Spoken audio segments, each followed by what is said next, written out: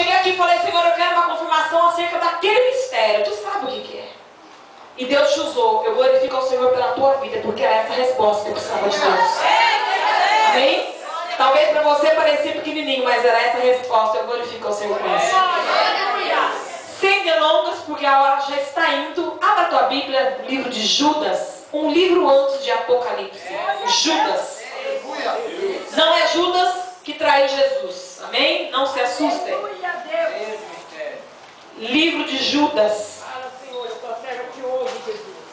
Capítulo, desculpa, é um capítulo só. Versículo 11. E depois eu vou ler o versículo 20 a 25. Judas, você vai a Apocalipse e volta, é um livro antes.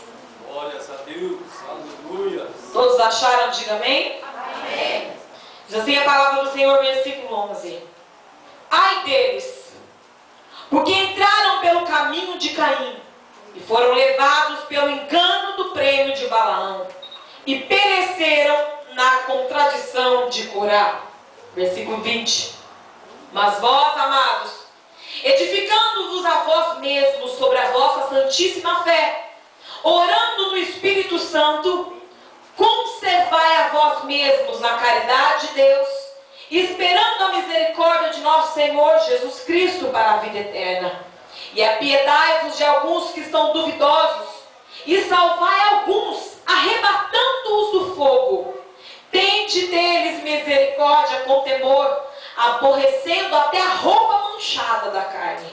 Ora, aquele que é poderoso para vos guardar de tropeçar e apresentar-vos irrepreensíveis com alegria perante a sua glória, ao único Deus, Salvador nosso, por Jesus Cristo, nosso Senhor, seja glória e majestade e domínio e poder antes de todos os séculos, agora e para todo sempre. Amém. Amém. Pode se acertar em nome de Jesus.